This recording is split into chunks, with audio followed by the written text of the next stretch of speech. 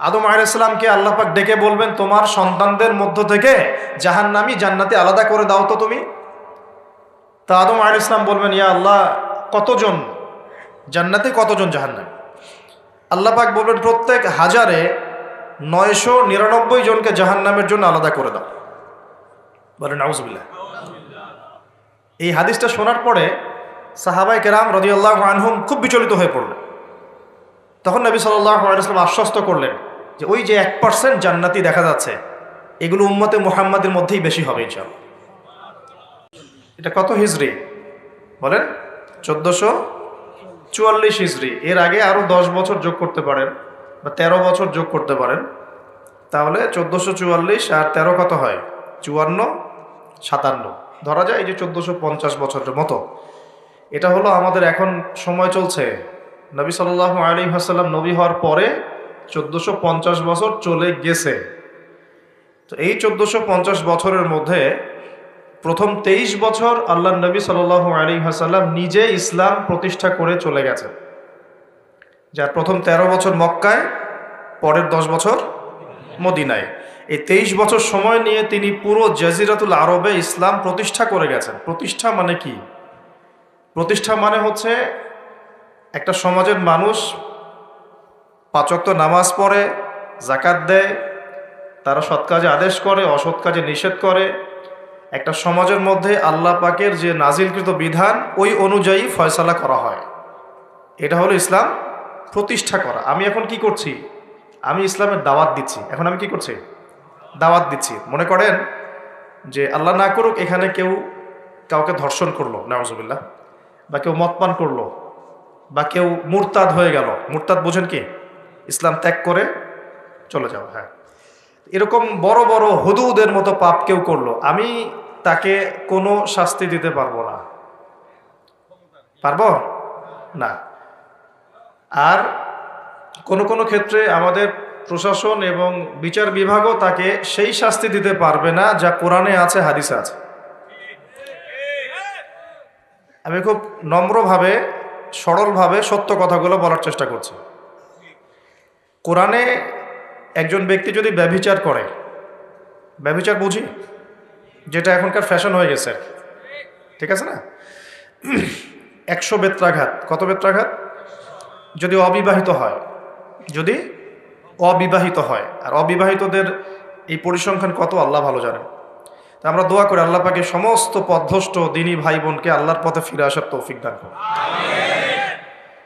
সূরা নূরের উপর আমল করার তৌফিক দান করুন। আল্লাহ পাক আমাকেও যেন তৌফিক দেন, আপনাদের সবাইকে তৌফিক দেন। আর যদি সেই ব্যক্তি বিবাহিত হয়, বিবাহিত হলে পাথর নিক্ষেপ করে রজম, অর্ধেক কোমর পর্যন্ত মাটিতে পুঁতে ফেলা, তারপরে পাথর নিক্ষেপ করে রজম করা। আমি এটার ওয়াজ আপনাকে করতে পারবো, এখন দাওয়াত দিতে পারবো যে দেখুন, জেনা থেকে দূরে থাকুন, বা আমরা সবাই জেনা থেকে দূরে থাকি। যদি বিবাহিত হয়ে এই কাজ কেউ করেন তাহলে এই শাস্তি হবে, যদি অবিবাহিত হয়ে কেউ করেন তাহলে এই শাস্তি হবে। কিন্তু আমি আপনাকে শাস্তি দিতে পারবো না। পারবো? এই ইখতিয়ার, এই ক্ষমতা, এই অথরিটি আমার কাছে নাই। এমনকি এই শাস্তি কোনো কোনো ক্ষেত্রে রাষ্ট্রীয়ভাবেও আপনাকে দেয়া হবে না বা দিতে পারা যাচ্ছে না। চুরি করলে কি করতে হয়? কোরআন বলেছে হাত কেটে ফেলো। কে বলেছে? কোরআন কার বাণী? এটা কি আমাদের বানানো কোনো কিতাব? নাউজুবিল্লাহ। কোরআনের এক একটা বর্ণ নুক্তা যে আল্লাহর পক্ষ থেকে এসেছে, কোনো সন্দেহ আছে? এবং এর মধ্যে যে প্রত্যেকটা বিষয়ের সমাধান আছে, এতে কোনো সন্দেহ আছে? আল্লাহ পাক বলছেন যদি কেউ চুরি করে, চোর হোক ছেলে অথবা মেয়ে, তাহলে হাতটা কেটে ফেলে দিও, কবজি পর্যন্ত। কি পর্যন্ত? কবজি পর্যন্ত। কিন্তু আমি আপনাকে এটা দাওয়াত দিচ্ছি বা সতর্ক করতে পারি, আমি এটা আপনার উপর বাস্তবায়ন করতে পারবো না, বা কোনো কোনো ক্ষেত্রে আমরা রাষ্ট্রীয়ভাবে এটা বাস্তবায়ন করতে পারবো না। এটাই বাস্তবতা। শুধু আমাদের দেশ পারবে না তা নয়, অনেক কান্ট্রি পারবে না, পৃথিবীর প্রায় বেশিরভাগ দেশই পারবে না। যেখানেই এগুলো বাস্তবায়ন করার চেষ্টা করা হবে বা কেউ করবে, তাদেরকে পশ্চিমারা কালো তালিকাভুক্ত করে ফেলবে। আমি বোঝাতে চাচ্ছি যে আল্লাহ পাকের জমিনে তার দিন কায়েম করে দিয়ে গিয়েছিলেন নবী মুহাম্মদ সাল্লাল্লাহু আলাইহি ওয়াসাল্লাম। কত বছরে? 23 বছর। তখন কি চোরের হাত কাটা হতো? হতো না? তখন কি রজমের শাস্তি দেয়া হতো? তখন কি কেউ মদ পান করলে বেত্রাঘাতের শাস্তি ছিল? আচ্ছা, তখন কি কেউ মুরতাদ হয়ে গেলে মৃত্যুদণ্ডের শাস্তি ছিল? তখন কেউ যদি ধর্ষণ করত তাকে কি কতলের শাস্তি ছিল? হত্যার বদলে হত্যার শাস্তি ছিল? হাতের বদলে হাত, চোখের বদলে চোখ, কানের বদলে কান, দাঁতের বদলে দাঁত, এই শাস্তি ছিল? মানে নবী সাল্লাল্লাহু আলাইহি ওয়াসাল্লাম যেভাবে ইসলাম প্রতিষ্ঠা করে দিয়ে গিয়েছিলেন, তাতে ইসলামটা 100% আল্লাহর জমিনে প্রতিষ্ঠিত ছিল। এবং ওই বেস বা ওই ফাউন্ডেশনের উপর দাঁড়িয়ে আরও 2.5 বছর এই বিশ্ব শাসন করেছেন আবু বকর সিদ্দিক রাদিয়াল্লাহু আনহু, যিনি ইসলামের প্রথম খলিফা। ইসলামের প্রথম খলিফা। খলিফা শব্দটা আমরা কি পরিচিত? খলিফা মানে কি? আচ্ছা, এখানে একটু বুঝেন। আল্লাহ রাব্বুল আলামিন কোরআনে 2 জায়গায় খলিফার কথা বলেছেন। কয় জায়গায়? ভাই আমি স্টাডি করেই বলছি। কয় জায়গায়? 2 জায়গায়। এক হচ্ছে সূরা বাকারায়, একটা কোথায়? প্রথম দিকে আছে।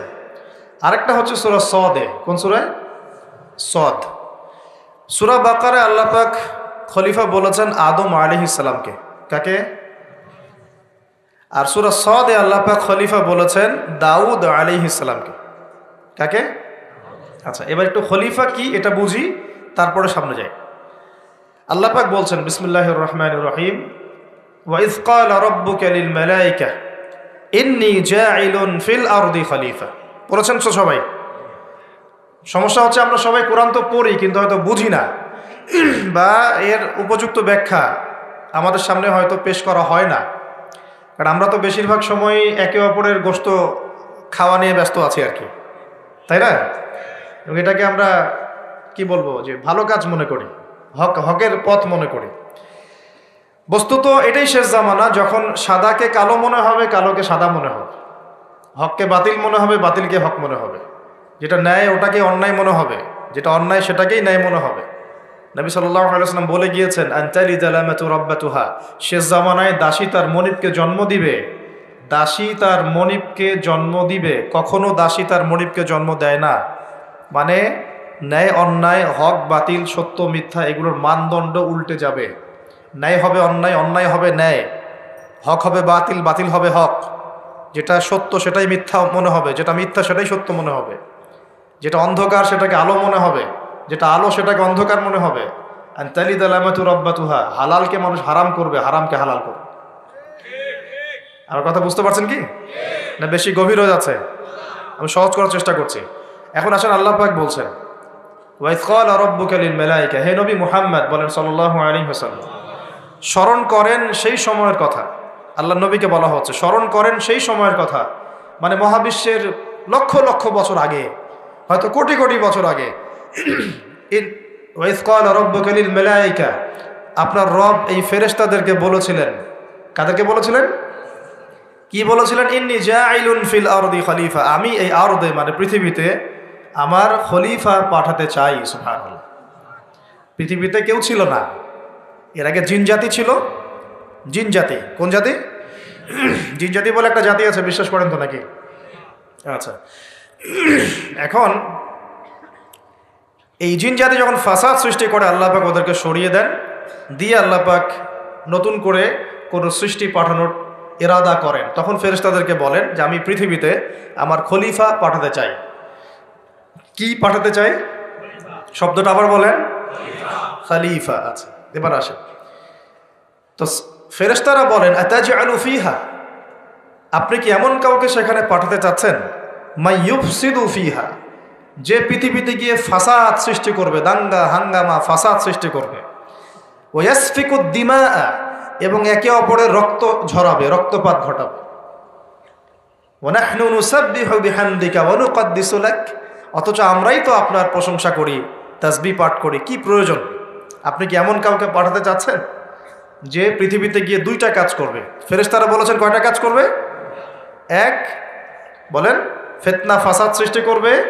2, একে অপরের রক্তপাত ঘটাবে। পুরো বিশ্বের দিকে তাকায় দেখবেন এবার, এই মানব জাতি এই 2টা কাজ করতেছে, হয় ফিতনা ফাসাদ সৃষ্টি করতেছে অথবা রক্তপাত ঘটাচ্ছে।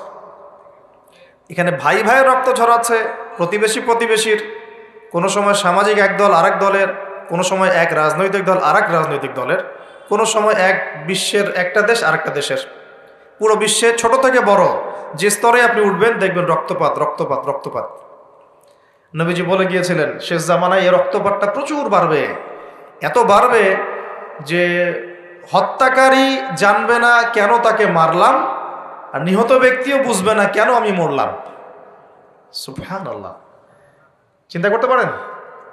গাজার বাচ্চারা জানে না যে কেন তাকে মারা হলো, আর যারা মারছে ওরাও জানে না কি কারণে মারছে, কি অপরাধ ওঠে।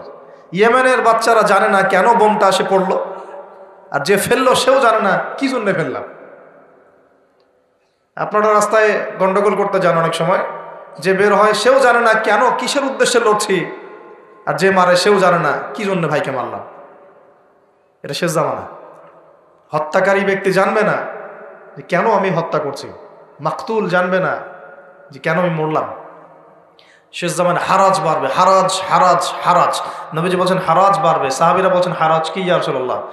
নবীজি বলছেন যে মানে অস্বাভাবিক হারে হত্যাকাণ্ড বাড়তে থাকবে। আমি পরিসংখ্যান দিয়ে দিই আপনাকে দুইটা। শুধু প্রথম বিশ্বযুদ্ধেই এই 4-5 বছরের মধ্যে প্রায় 1.5 থেকে 2 কোটি মানুষ মারা গেছে। কত কোটি? আর আরো বেশি, অনেকে বলেন 2.5 কোটি 3 কোটি, আমি একটা মিনিমাম রেঞ্জ বললাম। আর দ্বিতীয় বিশ্বযুদ্ধে মারা গেছে প্রায় 6 থেকে 7 কোটি। 6 থেকে 7 কোটি।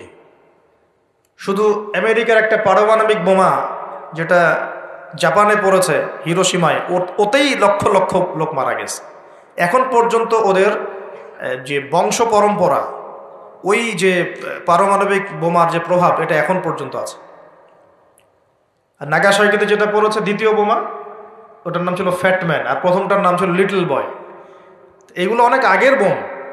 আর এখনকার পারমাণবিক বোমগুলো কত শক্তিশালী এটা বলার অপেক্ষা রাখে না। একটা পুরো দেশকে এক মুহূর্তে উড়াই দিতে পারে। বাংলাদেশের মতো একটা ছোট্ট দেশ, এরকম ছোট্ট একটা দেশকে একটা বোমা দিয়ে উড়িয়ে দেওয়া সম্ভব। ইংল্যান্ডের মতো একটা দেশকে একটা রাশিয়ান হাইপারসনিক ক্ষেপণাস্ত্র দিয়ে উড়িয়ে দেওয়া সম্ভব। আর এখনকার সমরবিদ্যা নিয়ে যারা ঘাটাঘাটি করেন, তারা এটা আশঙ্কা করছেন যে প্রথম বিশ্বযুদ্ধের মতো, দ্বিতীয় বিশ্বযুদ্ধের মতো আরও একটা তৃতীয় বিশ্বযুদ্ধ হয়তোবা বিশ্ববাসী দেখতে যাচ্ছে। হয়তোবা, আল্লাহ ভালো জানেন, আমরা তো গ্যারান্টি দিয়ে বলতে পারবো না, কিন্তু পরিস্থিতি ওইরকমই মনে হচ্ছে। তবে এতটুকু জেনে রাখেন, হাদিসের মধ্যে মালহামা নামে একটা শব্দ আছে। কি শব্দ? নবীজি বলেছেন ইউফ্রেটিস নদী, মানে ফোরাত নদী। ইউফ্রেটিস কোন নদী? এই ফোরাত নদী অচিরেই তার ভূগর্ভস্থ সোনার পাহাড় বের করে দিবে। ফোরাত নদী অচিরেই তার সোনার পাহাড় বের করে দিবে, এবং ওই সোনাকে নিয়ে মারামারি করতে আসবে যে মানুষগুলো, তাদের মধ্যে প্রত্যেক 100 জনের মধ্যে 99 জন মানুষ মারা যাবে। আর একজন ব্যক্তি যে বেঁচে থাকবে, সে ধারণা করবে আমি সেই ব্যক্তি যে সোনাটা পাবো। আর মুসলিমদেরকে নবীজি বলছেন, তোমরা যদি ওই সময় ওই জায়গায় থাকো, কোনো মুসলমান যদি সেটা দেখে, তোমরা সেই সোনায় হাতও দিবে না। আরেকটা হাদিস এসেছে যে অচিরেই রোমকরা, পশ্চিমারা আরবদের সাথে চুক্তি ভঙ্গ করবে এবং 80টা পতাকা নিয়ে তাদের বিরুদ্ধে যুদ্ধে নেমে যাবে। কয়টা পতাকা? 80টা। এবং প্রত্যেক পতাকার নিচে থাকবে 12,000 করে সৈন্য। কত হাজার? একটা যুদ্ধে এত বেশি 99% মানুষ মারা যাওয়াটা স্বাভাবিক না, এটা অস্বাভাবিক। ঢাল তলোয়ার AK-47 যুদ্ধে এমনটা হবে না বা হয় না। হয়তো এমন কোনো অস্ত্র সেখানে প্রয়োগ করা হতে পারে, এটা আমাদের ধারণা, আল্লাহ ভালো জানেন, যেই অস্ত্রগুলো দিয়ে অল্প সময়ে বেশি বেশি মানুষ মেরে ফেলা সম্ভব। ঠিক যেমন এখনকার নিউক্লিয়ার ওয়েপেন্স বা থার্মোনিউক্লিয়ার ওয়েপেন্স হতে পারে, আল্লাহ ভালো জানেন। তো বিশ্ববাসী এরকম একটা মালহামা দেখার অপেক্ষায় আছে। এই মালহামার পরেই আসবেন ইমামুল মাহদি। ইমামুল মাহদির পরে আসবে ঈসা ইবনে মারিয়াম। ঈসা ইবনে মারিয়ামের পরে আসছে ইসলামিক খেলাফত। ওই খেলাফত থেকে খলিফা, এই শব্দটা নিয়ে কথা বলছি এখন। আমি আবু বকর সিদ্দিকে ছিলাম রাদিয়াল্লাহু আনহু। ফেরেশতারা বলছেন, আপনি কি এমন কাউকে পৃথিবীতে পাঠাতে চান গিয়ে রক্তপাত ঘটাবে অথবা ফাসাদ সৃষ্টি করবে? যেটা বললাম, এখনকার বিশ্বে এই দুটোই আমাদের কাজ।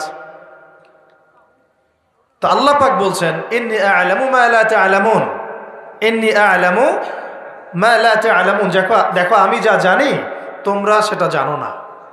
মানে আমার কিছু শুকরগুজার বান্দা থাকবে যারা এরকম ফিতনা ফাসাদ করবে না এবং রক্তপাত ঘটাবে না, তাদের জন্যই আমি প্রস্তুত করেছি জান্নাতুল ফিরদাউস। সুবহানাল্লাহ। তো এখন ফেরেশতাদের মতামত আপনারা শুনলেন, আল্লাহ পাকের কথাও শুনলেন। এখন আল্লাহ রাব্বুল আলামিন তার খলিফা হিসেবে সৃষ্টি করলেন তার নিজ হাতে আদম আলাইহিস সালামকে। সুবহানাল্লাহ। প্রথম মানবকে, তিনি নবীও হলেন, তিনি প্রথম মানব এবং তিনি খলিফা। এখন আদম আলাইহিস সালামকে তার স্ত্রী সহ জান্নাতে থাকতে দেয়া হলো। এই ঘটনা আপনারা জানেন। ইবলিস এসে প্ররোচিত করলো। তার আগে ইবলিসকে বলা হয়েছিল সেজদা করো, সবাই সেজদা করলো, ইবলিস করলো না। মনে আছে? এটা তো আপনারা জানেন। ওইদিকে আমি আর ওই জন্য সময় নষ্ট করছি না। ইবলিস সেজদা না করে কাফের হয়ে গেল। আর আদম আলাইহিস সালাম এবং হাওয়া আলাইহিস সালামকে জান্নাতে থাকতে দেয়া হলো। বলা হলো যে এখানে থাকো, কিন্তু ওয়ালা তাকরাবা হাযিহিশ শাজারা, এই গাছের কাছেও যাবে না।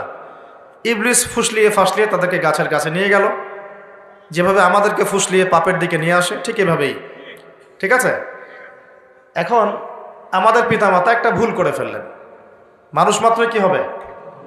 আমাদের পিতামাতা ভুল করে ফেললেন। এটাই তো হাদিসের ব্যাখ্যা যে কুল্লু বনি আদম খাত্তা, প্রত্যেকটা বনু আদমেরই কি আছে? ভুল আছে। খয়রুল খাত্তাইন আত-তাওয়াবিন, যারা তওবা করে তারা হচ্ছে উত্তম ভুলকারী।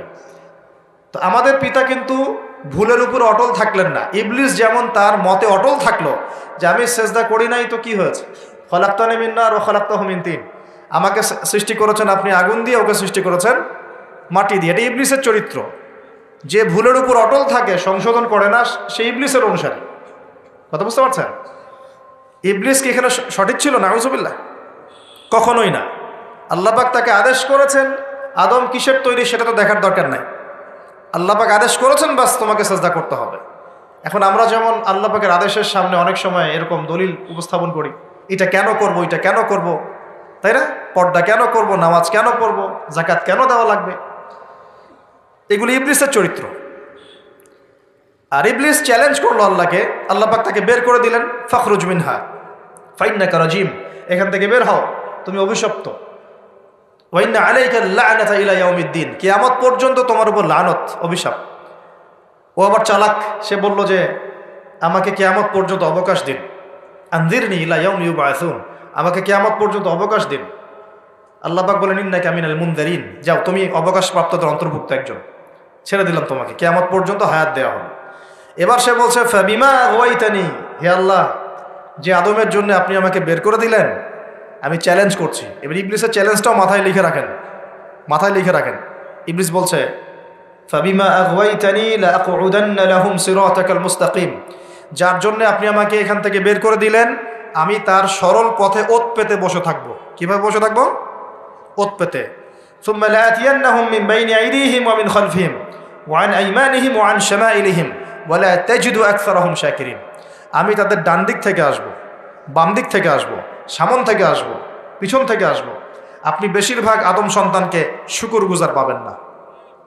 কে বললো এটা? ইবলিসের এই কথা সত্য না মিথ্যা বলেন তো? এখন সত্য হয় নাই? কিভাবে সত্য সেটা আরেকটা হাদিস থেকে দেখেন দলিল। আমি আর গভীরে ঢুকে যাচ্ছি। কিয়ামতের মাঠে আদম আলাইহিস সালাম, এই আদম আলাইহিস সালামই যখন উঠবেন, তবে কোন উম্মতে মুহাম্মাদি যে নামাজ পড়ে না, রোজা রাখে না, যাকাত দেয় না, শরীয়তের বিধিবিধানের কোনো পরোয়া করে না, কোরআনটা পর্যন্ত তেলাওয়াত করতে চাচ্ছে না, সেই উম্মতে মুহাম্মাদি কথা বলা হচ্ছে কি? নাকি যারা নিজেদের জান মাল সময় শ্রম সব কিছু ঢেলে দিয়ে দিনের জন্য নিজেকে নিবেদিত প্রাণ করে, কাদের কথা বলা হচ্ছে? এটা আপনারা নিজেরাই বোঝেন, এটা তো আমার বোঝানোর দরকার নাই। এখন বুঝেন তাহলে পার্সেন্টেজটা কত হবে। তো ইবলিসের কথা তাহলে সত্য হলো। ইবলিস কি বললো? ওয়ালা তাজিদু আকসারাহুম শাকিরিন, বেশিরভাগকে আপনি শুকরগুজার পাবেন না। আল্লাহ পাক নিজেও এই কথা বলেছেন সূরা সদের মধ্যেই, ওয়া কালিলুম মিন ইবাদিয়াশ শাকুর, আমার শুকরগুজার বান্দা খুব কম হবে। অন্য একটা জায়গাতেও আছে। তো এখন আল্লাহ রাব্বুল আলামিন আদম আলাইহিস সালাম আর হাওয়া আলাইহিস সালামকে জান্নাতে রাখলেন। তারা যে ফল খেয়ে ভুল করে ফেললেন, আল্লাহ পাক তখন তাদেরকে সাথে সাথেই বের করে দেন নাই, সাথে সাথে বের করে দেন নাই, বরং ফাতালাক্কা আদামু মির রাব্বিহি কালিমাত, আদম আলাইহিস সালাম আল্লাহর কাছ থেকে কিছু কালিমা বা বাক্য শিখে নিলেন। সুবহানাল্লাহ। ফাতাবা আলাইহি, ওই কালিমা ওই বাক্য দিয়ে আল্লাহ আদম আলাইহিস সালাম তওবা করলেন। ওই কালিমা ওই বাক্য দিয়ে আল্লাহ পাক আদম আলাইহিস সালাম কি করলেন? আবার বলছি, একটু পিছনে যান। ওই কালিমা ওই বাক্য দিয়ে আদম আলাইহিস সালাম কি করলেন? তওবা করলেন। আবার বলছি, ফাতালাক্কা আদামু মির রাব্বিহি কালিমাত, আদম আলাইহিস সালাম তার রবের কাছ থেকে কিছু কালিমা শিখে নিলেন। ফাতাবা আলাইহি, ওই কালিমা দিয়ে আল্লাহ রাব্বুল আলামিনের কাছে তিনি তওবা করলেন। ইন্নাহু হুয়াত তাওয়াবুর রহিম, এবং আল্লাহ পাক তওবা কবুল করে তাকে মাফ করে দিলেন। ওই বাক্যটা কি ছিল সেটা একটু শুনি। ওই বাক্যটা ছিল রব্বানা, আমার সাথে বলেন, রব্বানা যালামনা আনফুসানা ওয়া ইল্লাম তাগফির লানা ওয়া তারহামনা লানাকুনান্না মিনাল খাসিরিন। মানে অর্থ হচ্ছে, হে আমাদের রব, রব্বানা যালামনা আনফুসানা, আমরা নিজেদের নফসের উপর জুলুম করেছি। ওয়া ইল্লাম তাগফির লানা, আপনি যদি আমাদেরকে মাফ না করেন, ওয়া তারহামনা, আমাদের উপর রহম না করেন, লানাকুনান্না মিনাল খাসিরিন, আমরা অবশ্যই ক্ষতিগ্রস্তদের অন্তর্ভুক্ত হয়ে যাব। এই কালিমা শিখলেন কে? আদম আলাইহিস সালাম তার রবের কাছ থেকে। এই কালিমা, এই দোয়া দিয়ে তিনি তওবা করলেন, আল্লাহ রাব্বুল আলামিন তাকে মাফ করে দিলেন। তবে তিনি বলে দিলেন আর জান্নাতে থাকা হচ্ছে না। কুল নাহবিতু মিনহা জামিআ, আল্লাহ বলছেন তোমরা এখন সবাই পৃথিবীতে নেমে যাও। ফাইম্মা ইয়াতিয়ান্নাকুম মিন্নি হুদান, নেমে যাও পৃথিবীতে, কিন্তু জেনে রেখো পৃথিবীতে আমার পক্ষ থেকে তোমাদের কাছে হেদায়েত যাবে। কি যাবে? হেদায়েত মানে আসমানি কিতাব, নবী রাসূল। আসমানি কিতাব, নবী রাসূল, এগুলো আসবে তোমাদের কাছে। ফামান কুল নাহবিতু মিনহা জামিআ ফাইম্মা ইয়াতিয়ান্নাকুম মিন্নি হুদান ফামান তাবিআ হুদায়া, যে আমার এই হেদায়েতের অনুসরণ করবে, ফালা খাউফুন আলাইহিম ওয়ালা হুম ইয়াহজানুন, তাদের কোনো ভয় নাই, কোনো দুশ্চিন্তা নাই। যেই জান্নাত থেকে গিয়েছো ওই জান্নাতে ফিরে আসবে ইনশাআল্লাহ। এটা একটা কথা। আর ওয়াল্লাযীনা কাফারু ওয়া কাযযাবু বিআয়াতিনা, কিন্তু যারাই আমার ওই হেদায়েতকে মিথ্যা প্রতিপন্ন করবে, অস্বীকার করবে, কুফরি করবে, ঠিক আছে, উলাইকা আসহাবুন নার, এরা হবে জাহান্নামের অধিবাসী, হুম ফিহা খালিদুন, এখানে তারা চিরস্থায়ী হবে। আল্লাহ পাকের বক্তব্য একদম সহজ সরল পরিষ্কার না? দুনিয়াতে যাচ্ছ যাও, এটা চিরস্থায়ী নয়। এই সময়টুকুর মধ্যেই আমার পক্ষ থেকে কি আসবে বলেন? হেদায়েত আসবে, মানে যুগে যুগে নবী রাসূল আসবেন, আসমানি কিতাব আসবে। ফামান তাবিআ হুদায়া, তোমাদের মধ্যে যারা এই নবী রাসূলদেরকে মানবে, আসমানি কিতাব সমূহকে মানবে, তাদের কোনো টেনশন নাই, কোনো ভয় নাই, আবার জান্নাতে ফিরে আসবে। আর যারা নবী রাসূলকে মানবে না, আসমানি কিতাবের পরোয়া করবে না, নিজের প্রবৃত্তির দাসত্ব করবে, উলাইকা আসহাবুন নার, তারা জাহান্নামে যাবে, সেখানে চিরস্থায়ী হবে। হিসাব কি সহজ না কঠিন? একদম সহজ কথা আল্লাহ পাকের। এবার এই যে সিলসিলা শুরু হলো পৃথিবীতে, এখন আদম আলাইহিস সালামকে আল্লাহ পাক কি বলেছেন? কি শব্দটা বলেছিলাম? খলিফা। এবার আদম আলাইহিস সালাম পৃথিবীতে এসে কি আবারও নতুন করে কোনো ভুল করেছিলেন? বলেন তো দেখি। উত্তর না, করেন নাই। কাবিল তার ভাই হাবিলকে হত্যা করেছে, তাই না? হিংসার বশবর্তী হয়ে। ওই যে এখনো দেখবেন আমাদের সমাজে যে ভাইয়ে ভাইয়ে মারামারি, এটা সেই হাবিল কাবিলের সুন্নত। এখানে আমরা কাবিল হব না, হলে হাবিল হব। প্রয়োজনে হাবিল হয়ে থাকবো, তাও কাবিল হতে চায় না। কারণ নবী সাল্লাল্লাহু আলাইহি ওয়াসাল্লাম বলেছেন, পৃথিবীতে প্রথম হত্যাকাণ্ড সংঘটিত করেছে কাবিল। ভালো করে শোনেন, যারা এই পথে আছেন ভালো করে শোনেন। পৃথিবীতে প্রথম হত্যাকাণ্ড সংঘটিত করেছে কাবিল। এ কারণেই কিয়ামত পর্যন্ত যত মানুষ খুন হবে, খুন, এই সমস্ত খুনের পাপের একটা অংশ কাবিলের আমল নামায় গিয়ে যুক্ত হবে। মনে করায় দেই, কাবিল একজন নবীর সন্তান। কার সন্তান? নবীর সন্তান। লূত আলাইহিস সালামের স্ত্রী একজন নবীর স্ত্রী। নূহ আলাইহিস সালামের স্ত্রী একজন নবীর স্ত্রী। আবু লাহাব সর্বকালের সর্বশ্রেষ্ঠ মানব মুহাম্মদ সাল্লাল্লাহু আলাইহি ওয়াসাল্লামের চাচা। আবার ফেরাউনেরও স্ত্রী, তার নাম, দাসীর নাম কি? আসিয়া।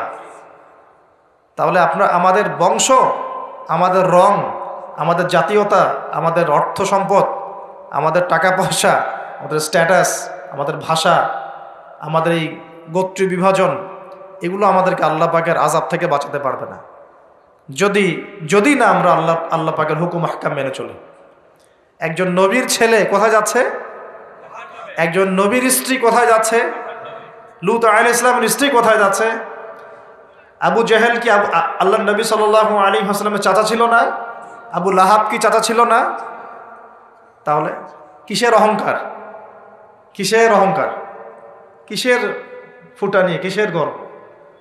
শুধু তাকওয়াই পারবে আমাদেরকে সেভ করতে, আর কিচ্ছু না। অনেক গভীর হয়ে যাবে, বের হয়ে আসেন। আদম আলাইহিস সালাম তার জীবদ্দশায় আল্লাহ পাকের জমিনে যতদিন থেকেছেন, তিনি কি আল্লাহর বিধান মেনেছেন না শয়তানের বিধান মেনেছেন? তার উপরে আল্লাহ পাক কিছু নাজিল করেন নাই? সহিফা নাজিল করেছেন, অবশ্যই করেছেন না? এমনকি কিভাবে কাপড় পরিধান করতে হবে, কিভাবে চাষবাস করতে হবে, কিভাবে এই পৃথিবীতে বেঁচে থাকতে হবে, এগুলো আল্লাহ রাব্বুল আলামিন জিবরাইল আলাইহিস সালামের মারফতে শিখিয়েছেন। মানুষ কাপড় পরা জানতো না, কে শিখিয়েছেন? আল্লাহ পাক। আল্লাহ পাক পোশাক নাজিল করেছেন। শুরুতে মানুষ গাছের ছালপাতা পরে থাকতো না, এগুলো মিথ্যা কথা। আল্লাহ রাব্বুল আলামিন আসমান থেকে পোশাক নাজিল করেছেন প্রথম। জিবরাইল আলাইহিস সালাম শিখিয়েছেন কিভাবে সুতা বুনতে হয়, কিভাবে জমি চাষ করতে হয়, কোন কোন গাছ উপকারী, কোন কোন গাছ উপকারী নয়, কোনটা আমরা খেতে পারবো, কোনটা খেতে পারবো না, কোন প্রাণী আমাদের জন্য খাওয়া ভালো হবে, কোনটা খাওয়া ঠিক হবে না, আল্লাহ পাক ওহীর মাধ্যমে জানিয়েছেন। এগুলো আমরা জানতাম না, এগুলো আমরা জানতাম। এমনকি কোন গাছে ঔষধি গুণাগুণ আছে, এটা আদম আলাইহিস সালামকে কে জানিয়েছে? আল্লাহ পাক তার ওহীর মাধ্যমে জানিয়েছেন। এই যে আমরা এখন সভ্যতা নিয়ে এত কথা বলি, সত্যি কথা হচ্ছে সভ্যতা শুরু হয়েছে নবীদের হাতে, আর সভ্যতা প্রসারিত হয়েছে নবীদের হাতে, আর সভ্যতা শেষও হবে একজন নবীর হাতে। সেই নবীর নাম কি? ঈসা আলাইহিস সালাম। Very good. সেই নবীর নাম কিন্তু ঈসা ইবনে মারইয়াম। তার হাতে সভ্যতা শেষ হবে। ওইটা লাস্ট একটা সভ্যতা পৃথিবী দেখবে অচিরেই সামনে। এখন আসেন, আদম আলাইহিস সালাম ছিলেন আল্লাহ পাকের খলিফা, এবং তিনি পৃথিবীতে তার আল্লাহ পাকের বিধান দিয়ে নিজে চলেছেন, পরিবারকে চালিয়েছেন, ওই সময় সমাজকে চালিয়েছেন, এবং ওই সময় পৃথিবীটাকে তিনি আল্লাহ পাকের বিধান দিয়ে পরিচালিত করেছেন, অন্য কারো বিধান দিয়ে নয়, মন গড়া বিধান দিয়ে তো মোটেই নয়, এবং নিজের রচনাকৃত বিধান দিয়ে তো মোটেই নয়, নিজের প্রবৃত্তিগত অনুসরণ দিয়ে মোটেই নয়, বরং আল্লাহ পাকের পক্ষ থেকে যা এসেছে সেইটা তিনি ফলো করেছেন। এই অনুসরণটাকে নূহ আলাইহিস সালাম করেন নাই, ইব্রাহিম আলাইহিস সালাম করেন নাই, মুসা আলাইহিস সালাম করেন নাই, ঈসা আলাইহিস সালাম করেন নাই, দাউদ আলাইহিস সালাম করেন নাই, সুলাইমান করেন নাই আলাইহিস সালাম। আমাদের নবী মুহাম্মদ সাল্লাল্লাহু আলাইহি ওয়াসাল্লাম তিনি কি করেন নাই? আমার কথা কি বুঝতে পারছেন? তাহলে তারা কি অনুসরণ করেছেন পৃথিবীতে? আল্লাহ পাকের ওহীর বিধান। কিসের বিধান? ওহীর বিধান। এখন আসেন, আরেকজন নবীকে আল্লাহ পাক বলেছেন খলিফা, তার নাম কি বলেছিলাম শুরুতে? দাউদ। কোন সূরায় আছে এটা? সদের মধ্যে। এইখানে আল্লাহ পাক আরো স্পষ্ট করে বলেছেন একজন খলিফার দায়িত্ব কি। খুব মনোযোগের সাথে শুনবেন। তাদের একটা ভুল ধারণা, তারা মনে করে তাদের মাসিহ আসা এখনো বাকি আছে, ওই মাসিহ আসলে পরে তারা, আল্লাহ পাক বলছেন যে ইয়া দাউদ, হে দাউদ, ইন্না জাআলনাকা খলিফাতান ফিল আরদ, আমি আল্লাহ তোমাকে পৃথিবীতে আমার খলিফা করেছি। সুবহানাল্লাহ। হে দাউদ, আমি তোমাকে পৃথিবীতে আমার খলিফা করেছি। এখান থেকে বলতে গিয়ে আপনাকে বলছিলাম যে দাউদ আলাইহিস সালাম এই জেরুজালেম থেকে 40 বছর বিশ্ব শাসন করেছিলেন। কত বছর? দাউদ আলাইহিস সালাম এই জেরুজালেম থেকে, যেখানে এই লড়াইগুলো হচ্ছে এখন, এখান থেকে তিনি 40 বছর বিশ্ব শাসন করেছেন, এবং তারপরে তার সন্তান সুলাইমান আলাইহিস সালাম আরও 40 বছর তার বাবার চেয়েও দাপটের সাথে এই বিশ্ব শাসন করেছে, এবং তারা ছিলেন তখন মুসলিম। তারা ছিলেন তখন কি? মুসলিম। কিন্তু এখন যে ইসরায়েলকে আপনারা দেখছেন, তারা ওই শাসনটাকে ফিরিয়ে আনার চেষ্টা করছে, কিন্তু ভুল একটা পথে। ভুল পথটা কোথায়? তারা মনে করে তাদের একজন মাসিহ আসা এখনো বাকি আছে, এবং তারা মাসিহুদ দাজ্জালকেই তাদের মাসিহ মনে করে। আল্লাহ পাক তাদের মাসিহ পাঠিয়েছিলেন, সেই মাসিহের নাম হচ্ছে ঈসা আলাইহিস সালাম, কিন্তু তারা নিজেরা তাদের মাসিহকে চিনতে ভুল করে হত্যার চেষ্টা করেছিল। তারা নবীদেরকে হত্যা করা জাতি, এমনকি তারা আমাদের নবী মুহাম্মদ সাল্লাল্লাহু আলাইহি ওয়াসাল্লাম কেউ হত্যার চেষ্টা করেছে একাধিকবার। তো তারা মসিহ ঈসা আলাইহিস সালামকে হত্যার চেষ্টা করেছিল, আল্লাহ পাক তাকে উঠিয়ে নিয়েছেন এবং তাদেরকে পরীক্ষা ফেলে আল্লাহ পাক মসিহুদ দাজ্জালকেই তাদের কাছে মসিহ মনে করিয়ে দিয়েছেন। এখন তারা দাজ্জালের জন্য তাদের প্ল্যাটফর্মটা রেডি করছে। এই কারণেই এই সংঘাতগুলো আপনারা দেখছেন। দাজ্জালের কনসেপ্টটা না বুঝতে পারলে এখনকার জিও পলিটিক্সটা বুঝতে পারবেন না। ইউনাইটেড নেশনস আপনাদেরকে জিও পলিটিক্স বোঝাতে পারবে না। জিও পলিটিক্সটা বুঝতে হলে দাজ্জালের কনসেপ্ট লাগবে। তাদের ধারণা তাদের মসিহ আসলে পরে তারা ওই ফিলিস্তিন থেকেই, জেরুজালেম থেকেই আবারও বিশ্ব শাসন করবে, এটা ওরা ধারণা করে। এই ধারণায় তারা বিগত 100 বছর থেকে কাজ করে যাচ্ছে। কত বছর থেকে? এবং কাজ করতে করতে করতে করতে এখন দেখেন কি অবস্থা। প্রায় বেশিরভাগ জায়গায় তারা দখল করে ফেলেছে। তারা রাজনীতি নিয়ন্ত্রণ করে ফেলেছে, তারা রাষ্ট্র গঠন করে ফেলেছে, তারা রাজধানী পর্যন্ত ঘোষণা করেছে, তারা অর্থনীতি নিয়ন্ত্রণ করে ফেলেছে, তারা ব্যাংকিং ব্যবস্থা নিয়ন্ত্রণ করে ফেলেছে, ব্যবসা বাণিজ্যের বড় বড় সেক্টর নিয়ন্ত্রণ করে ফেলেছে, প্রযুক্তিগুলো নিয়ন্ত্রণ করে ফেলেছে, অস্ত্রশস্ত্রগুলো মজুত করে ফেলেছে। এখন তারা যা ইচ্ছা তাই করতে পারে। এই কাজগুলো তারা কেন করছে এটা আপনারা বুঝতে পারছেন না। কেন তারা হাসপাতালে বোম মারবে? কেন শিশুদেরকে হত্যা করবে? কেন নিরীহ ফিলিস্তিনিদেরকে এখান থেকে উৎখাত করবে? কেন? আপনার তো একটা কুকুরের গায়ে লাথি মারতো মায়া লাগে, মায়া লাগে না? কিন্তু কিভাবে নির্দয়ভাবে এই কাজগুলো তারা 100 বছর থেকে করতে পারছে? কারণ তারা মনে করে তারা সঠিক কাজ করছে। তারা মনে করে যে তারা এই জায়গার মূল মালিক, এই জায়গার মূল মালিক তারা এটা মনে করে। এবং তারা নীলনদ, মিশরের নীলনদ থেকে ফরাত নদী পর্যন্ত পুরো জায়গাটাকে হোলি ল্যান্ড মনে করে, পবিত্র জায়গা মনে করে। এবং তারা মনে করে যে আল্লাহ পাক তাদেরকে ওই জায়গাটা দিয়েছেন, এই জায়গায় ফিলিস্তিনিদের থাকার কোনো অধিকার নাই। এই কারণেই তারা মুসলমানদের উপর বিগত এই 70-80 বছর থেকে, বলা যায় প্রায় 100 বছর থেকে, কারণ 1914 সালে তারা ঢুকেছে, এখন 2023 সাল চলছে, এই পুরো সময়টা জুড়ে তারা যে নির্বিচার বাড়িঘর দখল করা, জমি দখল করা, ধর্ষণ, শিশু হত্যা, ভাইদেরকে কারাগারে নিক্ষেপ করা, হ্যাঁ, নির্বিচার হত্যাযজ্ঞ, এগুলো কেন চালাচ্ছে? কারণ তারা মনে করে ওই জায়গাটা তাদের, এবং তারা মনে করে যে তাদের মাসিহ আসা মাত্রই তারা ওইখান থেকে বিশ্বটাকে শাসন করবে। এবার কি মিলাতে পারছেন বিষয়টা কোন দিকে যাচ্ছে? এবং সত্যি কথা বলতে কি, তাদের মাসিহ, তারা যাকে মাসিহ মনে করে, সেই মাসিহুদ দাজ্জাল সত্যি সত্যি সেখান থেকে আসবেও এবং ইহুদিদেরকে নিয়ে সে বিশ্ব শাসন করবেও।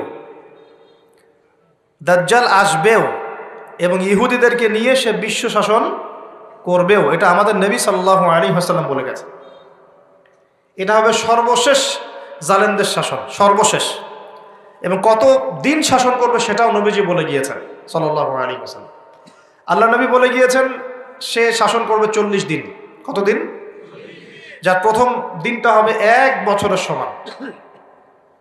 অলৌকিক না বিষয়টা? দ্বিতীয় দিনটা হবে 1 মাসের সমান। তৃতীয় দিনটা হবে 1 সপ্তাহের সমান। বাকি দিনগুলো হবে আমাদের দিনের মতো।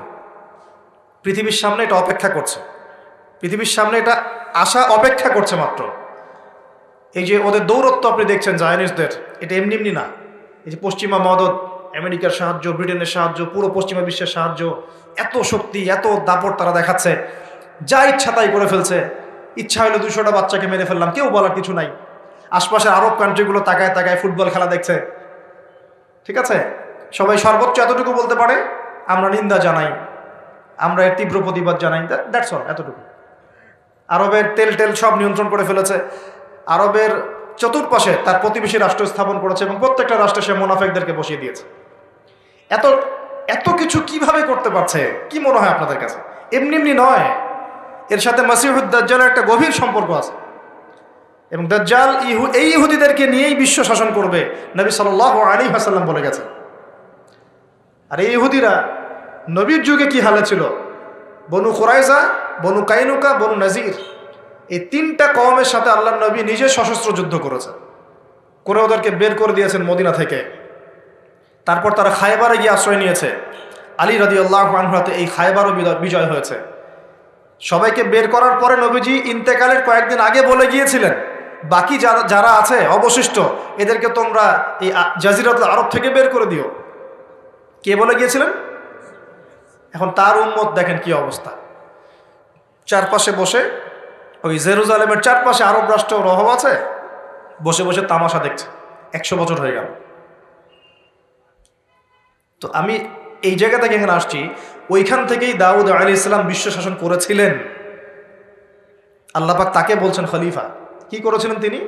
আল্লাহ পাক তাকে বলছেন, ইয়া দাউদ, একটু মনোযোগের সাথে শোনেন, হে দাউদ, ইন্না জাআলনাকা খলিফাতান ফিল আরদ, আমি আল্লাহ তোমাকে এই জমিনে খলিফা করেছি। সুবহানাল্লাহ।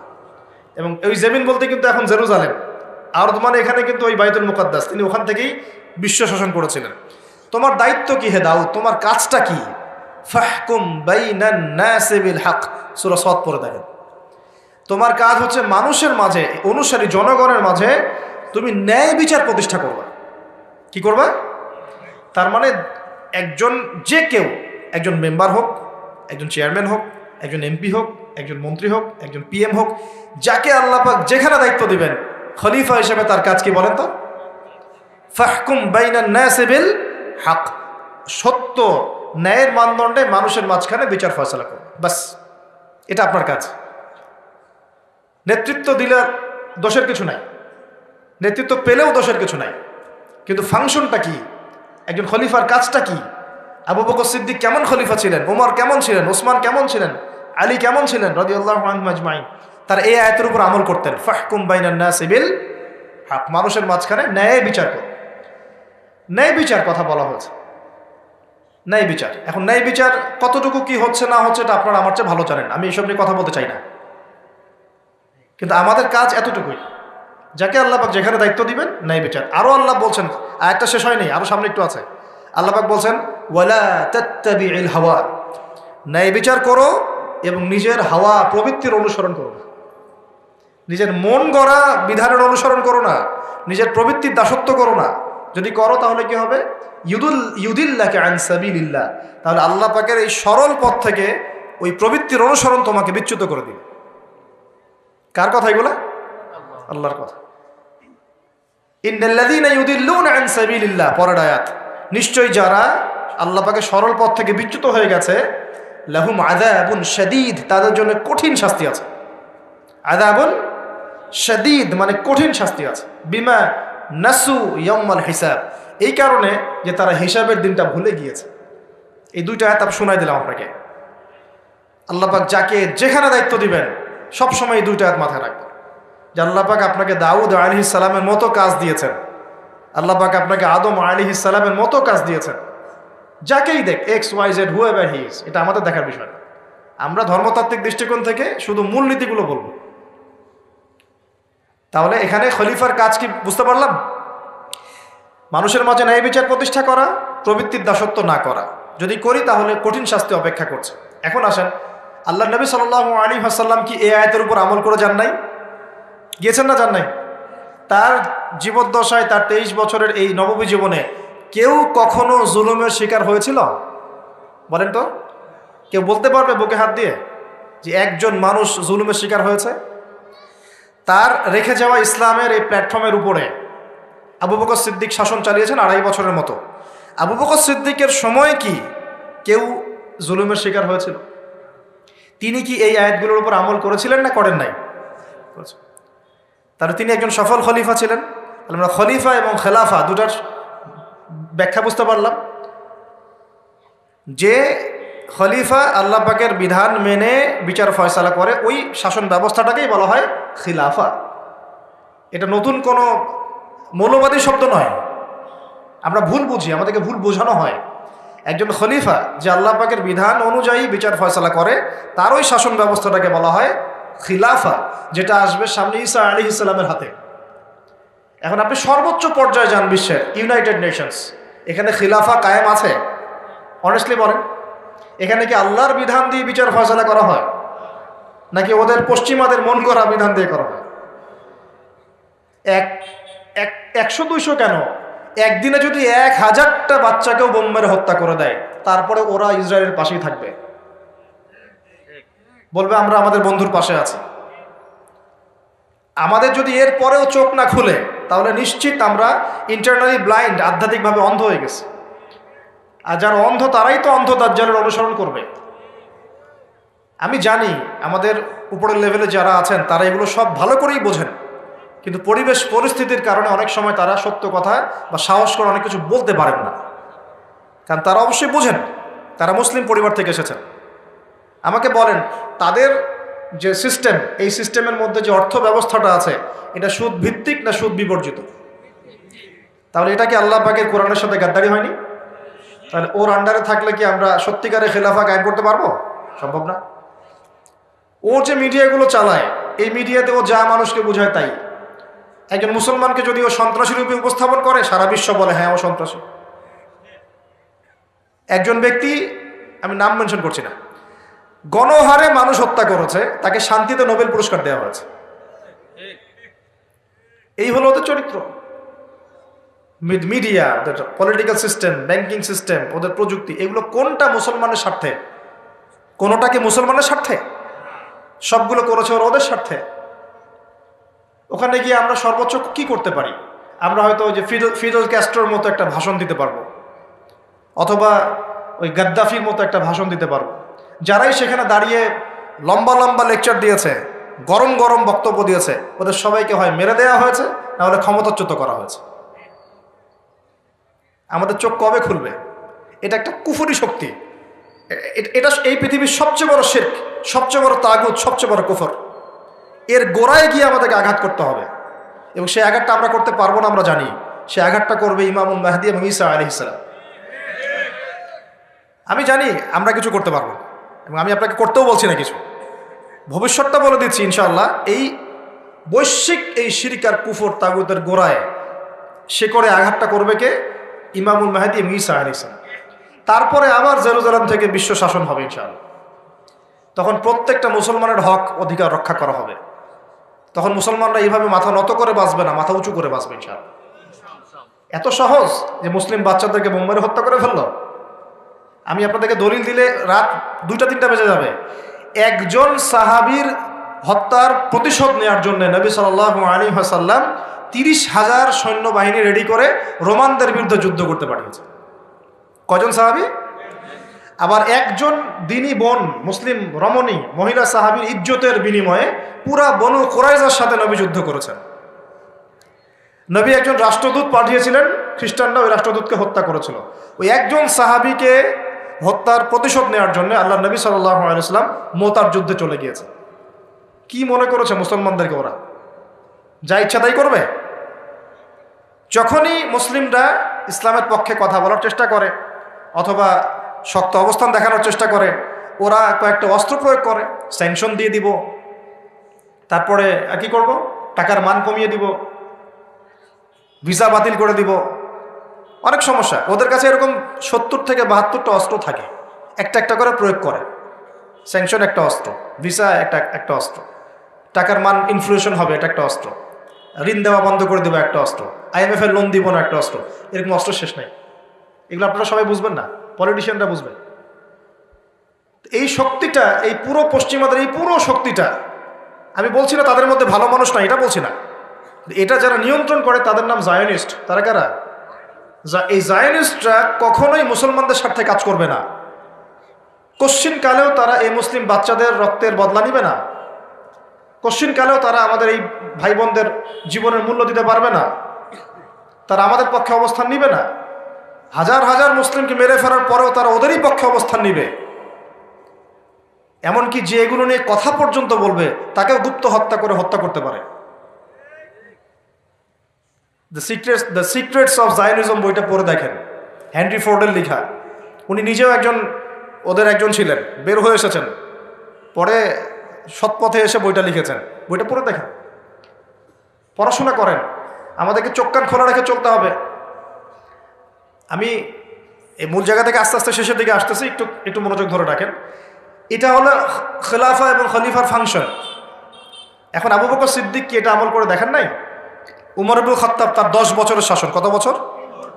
এই 10 বছরে আপনি একজন মানুষ দেখান যে অনাহারে মারা গেছে বা দারিদ্র সীমার নিচে ছিল, বা ওই 10 বছরে একজন মুসলিম বোনের ইজ্জত হানি করা হয়েছে, একটা বাচ্চাকে হত্যা করতে পেরেছে, বা একজন মুসলিম ভাইকে অন্যায়ভাবে হত্যা করেছে, বা শুধু মুসলমানদের উপরে গরম গরম কথা পর্যন্ত বলেছে, একটা দলিল খালি দেখেন আমাকে।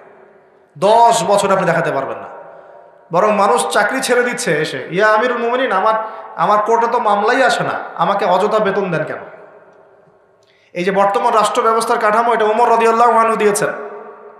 তার জীবনী পড়ে দেখেন, ইতিহাসগুলো পড়ে দেখেন। এখন এই 10 বছর যদি এভাবে চালানো যায়, তাহলে আমরা কেন এখন দুর্বল হচ্ছি? আরো সামনে যান, ওই 10 বছরে ওমর রাদিয়াল্লাহু আনহু এই বাইতুল মুকাদ্দাসও জয় করেছিলেন, মনে আছে? উটের পিঠে তিনি একবার চলেছেন, তারপর ভিত্তকে উঠিয়েছেন। ওটা নিয়ে কাজী নজরুল ইসলাম কবিতা লিখেছিলেন। এগুলো তো এখন নাই। কবিতাটা, এটা তো আমিরুল মুমিনিন কবিতা ছিল না একটা আগে, ওটা তো এখন আপনারা পড়তে পারেন না। কেন পড়তে পারেন না এটা আপনারা বুঝবেন। কেন পড়া যাচ্ছে না, কি সমস্যা হচ্ছে, পড়লে কি হবে, কোথায় নিয়ে যাচ্ছি আমরা বাচ্চাদেরকে? এখন কোন দিকে নিয়ে যাচ্ছি বাচ্চাদেরকে আমরা? আসলে ইসলামের শিক্ষা ছাড়া আপনি যত শিক্ষায় শিক্ষিত করেন না কেন, পরকালে আপনি পস্তাবেন, আমরা পস্তাবো না। পরকালে আপনি পস্তাবেন যে আমি আমার সন্তানকে কেন এই শিক্ষা দিয়ে আসলাম না। হয়তো আজকে রব্বির হামহুমা কামা রব্বায়ানি সগীরা বলতে পারতো, এখন তো সেটাও পারছে না। উসমান রাদিয়াল্লাহু আনহুর খেলাফতের পর আরো 12 বছর, কত বছর? একটা ঘটনা দেখান আমাকে, মুসলিমদের অধঃপতনের বা মুসলমানদেরকে অপদস্থ করেছে একটা ঘটনা দেখেন। এরপর আলী ইবনে আবি তালেবের আরো প্রায় 1.5-2 বছর, ওই সময় দেখেন। আমি বলেছিলাম 1200 বছর প্রায়। তারপর উমাইয়ারা শাসন করেছে প্রায় 97 বছর। কত বছর? নিজেদের মধ্যে অনেক সমস্যা হয়েছিল। যেমন এখন আমাদের সবাই মুসলিম ভাই, পলিটিক্যালি নিজেদের মধ্যে সমস্যা হয় না? এরকম সমস্যা হয়েছিল উমাইয়া খেলাফতে, উসমান রাদিয়াল্লাহু আনহুর সময়ও, আলী ইবনে আবি তালেবের সময়ও। কিন্তু কখনো বাইরের শত্রুদের কাছে আমরা পরাজিত হই না। মানে আমার ঘরে কি সমস্যা আছে, আমি সেটা ঘরে বুঝবো। ভাইয়ের সাথে ভাইয়ের সমস্যা হচ্ছে, ওকে ঠিক আছে, হাতাহাতি হয়েছে, মারামারি হয়েছে, অস্ত্র নিয়ে মুখোমুখি হয়েছি, এটা আমার ঘরের সমস্যা। কিন্তু বহির্বিশ্বে মুসলমানদের উপর চোখ রাঙিয়ে কথা বলেছে এমন একটা জাতি খুঁজে পাওয়া যেত না তখন। 97 বছর উমাইয়ারা করেছে। তারপরে আব্বাসীয়রা এসেছে। আব্বাসীয়রা এসে প্রায় 550 বছর চালিয়েছে। কত বছর? এর পর আসছে মামলুক, তারপরে ফাতেমিরা, ওইদিকে কর্ডোভাতে ছিল ইসলামিক খেলাফত, ওই আন্দালুসিয়ায়, এখনকার স্পেন, ইতালি, এগুলো সব আমাদের ছিল। তারপরে সালাহউদ্দিন আইয়ুবী রাহিমাহুল্লাহর আইয়ুবী শাসন এসেছে। তারপরে জেঙ্গিদের শাসন এসেছে। মোগলদেরটা জানেন আপনারা, আফগানদেরটা জানেন, এমনকি হিন্দুস্তান পর্যন্ত দেখেন নাই? এটা পুরো আমাদের আওতাভুক্ত ছিল এক সময়, ইংরেজরা আসার আগ পর্যন্ত। এভাবে বিশ্ব এগিয়ে গেছে ইসলামের হাত ধরে। কখনো কাউকে জোর করে ফোর্স করে মুসলমান করানো হয় নাই, কখনো কোনো অমুসলিমের অধিকার খর্ব করা হয়নি। এবং একজন অমুসলিম যদি আমাদের আন্ডারে থাকতো, তার অধিকার সবার আগে নিশ্চিত করা হয়েছে। যাকাত সবাই প্রদান করত, সলাত আদায় করত, সবাই কোরআনওয়ালা ছিল, ওলামায়ে কেরামদেরকে সম্মান করা হতো, মসজিদ মাদ্রাসা গড়ে তোলা হয়েছিল, সুদ ছিল না, মানুষ হালাল খেত, এবং মুসলিমদের একটা ঐক্যবদ্ধ সামরিক শক্তি ছিল। আস্তে আস্তে আস্তে আস্তে বিগত বেশি দিন না, আমার স্টাডি হচ্ছে বিগত মাত্র 100 থেকে 150 বছর, লাস্ট 100 থেকে 150 বছরে আমাদের পুরো টেবিলটাই উল্টে গেছে মনে হয়। এক্স্যাক্টলি উসমানী খেলাফতের পতনের সময় থেকে 1914 সালে এটার পতন ঘটেছে, প্রথম বিশ্বযুদ্ধের সময়। এরপর থেকেই কেন জানি এই যে বিগত 100 বছরে পুরো বিশ্বের চিত্রটাই উল্টায় গেল। যারা আমাদেরকে কর দিত এক সময়, ট্যাক্স, ওরা এখন আমাদেরকে বলে ঋণ দিব কি দিব না। সুবহানাল্লাহ, আপনারা চিন্তা করেন একটু বিষয়টা। যারা আমাদেরকে ট্যাক্স দিয়ে আমাদের জমিতে থাকতো, ওরা আমাদেরকে বলে লোন লাগলে অ্যাপ্লাই করতে হবে, শর্ত সাপেক্ষে দিতে পারে, তা আবার চড়া সুদে। ওরা বলে যে পলিটিক্যাল সিস্টেম আমাদের কেমন হবে, ও ইন্টারফেয়ার করতে চায়, ও এসে নাক গলাতে চায় যে তোমাদের রাষ্ট্র ব্যবস্থা কীভাবে চলবে। ওরা এসে এখন ঠিক করে দেয় যে আমাদের সংস্কৃতি কেমন হবে, আমাদের শিক্ষানীতি কেমন হবে, ইত্যাদি ইত্যাদি। যে জেরুজালেমে ঢোকার আগে ওদেরকে 10 বার চেকিং করতে হতো, ওখানে আমরা ত্রাণ পাঠাতে পারছি না। ওখানে আমরা মুসলমানরাই আমাদের ভাইকে ত্রাণ পাঠাতে পারছি না। নির্বিচারে মানুষ মারছে, কিন্তু আমরা গিয়ে প্রতিহত করতে পারছি না, আমরা ফোর্স পাঠাতে পারছি না। আপনি বিশ্বাস করেন বাংলাদেশে যারা উপর থেকে নিচু লেভেলে যে সেক্টরে মানুষরা আছেন, এদের মধ্যে বহু ইমানদার মানুষ আছে, বহু ইমানদার মানুষ আছে। পলিটিশিয়ানদের মধ্যে, র্যাবে, বিজিবিতে, আর্মিতে, আনসারে, প্রত্যেকটা জায়গায় এমন বহু মানুষ আছে যাদেরকে যদি আপনি পাঠাতেন যে যাও ওই জালেমদের বিরুদ্ধে অস্ত্র ধরো, দেখতেন ওরা বুক পেতে শহীদ হয়ে যেত। আর বহু মানুষ আমাদের দেশে আছে, ইমান আমরা লালন করি বলেই তো কথাগুলো বের হচ্ছে। আমাদের জায়গা, আমাদের জমি, আমাদের ভাই, আমাদের বোন, আমাদের বাচ্চাকে মেরে শেষ করে ফেললো, আমরা সামান্য প্রতিবাদটুকু করতে পারছি না। প্রতিবাদ করার প্ল্যাটফর্মটা কোথায়? জাতিসংঘে যেতে হবে। জাতিসংঘে গিয়ে প্রতিবাদ করে লাভটা কি হবে? ও বলবে যে আমি তার পাশে আছি, সবশেষে ও 2-3টা মিত্র বানায় নেবে। বাংলাদেশের মতো ছোট একটা দেশ যে পরিমাণ সাহস দেখিয়েছে, ওখানে আরবের বড় বড় মুসলিম রাষ্ট্রগুলো সেই সাহস দেখাতে পারে না। কিসের ওয়াইসি, নাটক, সার্কাস মনে হয় এগুলাকে। 110-20 জন বসবে, খ্যাপসা খাবে, খ্যাপসা আর ওই যে কি ফাহাম, এগুলো খাবে বসে বসে, কোকোকোলা পান করুন, কোকোকোলা, স্প্রাইট। শেষমেশ সবাই মিলে একটা সিদ্ধান্তে আসলো যে নিন্দা জানানো দরকার, নিন্দা জানাই। কেন নিন্দা জানাই? আরবের জনগণ তো খেপে যাবে, জনগণ তো ইমানদার, জনগণ বলবে যে আপনারা কিছু করেন না কেন, ওদেরকে দেখানোর জন্যে মিটিংটা আয়োজন করব। আজ পর্যন্ত কি পদক্ষেপটা নিয়েছে? 15,000 মানুষের জীবনের মূল্য কি এই 1500 টাকার ত্রাণে চলে যাবে? এত ত্রাণ দিলেই হয়ে যাবে? কেউ কেউ তো বর্ডার পর্যন্ত বন্ধ করে রেখে দিচ্ছে যে এখানে আসতেও দিব না। এই হিস্ট্রি 1-2 মিনিটে বলতে পারবো না।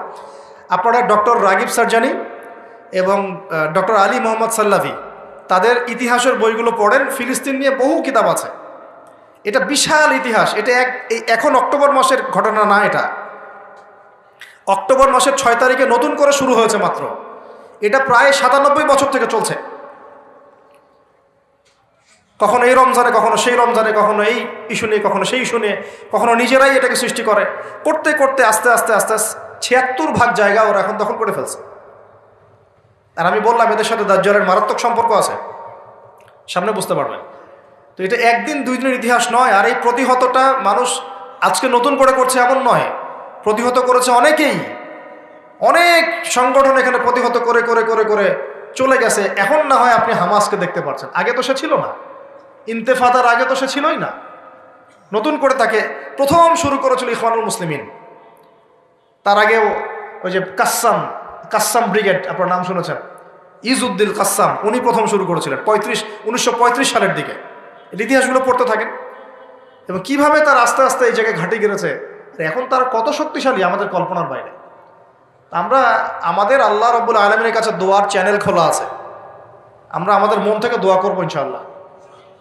বলতে পারলে বলবো, লিখতে পারলে লিখবো, পণ্য বয়কট করতে পারলে করব, আমরা কূটনৈতিক সম্পর্ক ছিন্ন করতে পারলে করব। আমাদের পক্ষে যা করা সম্ভব তাই করবো ইনশাআল্লাহ। কারণ আমাদের তো হাত বাঁধা। দেখেন, আপনি চিন্তা করেন, চারপাশে আরব রাষ্ট্রগুলো তামাশা দেখছে। মাঝখানে মাত্রই 27 একর বর্গ কিলোমিটার জায়গা, 27 একর জায়গা আর কি, এটার মধ্যে বোম্বিং হচ্ছে। সবাই মানে 22 লক্ষ মানুষকে একটা জায়গায় নিয়ে এসে বোম মেরে হত্যা করা।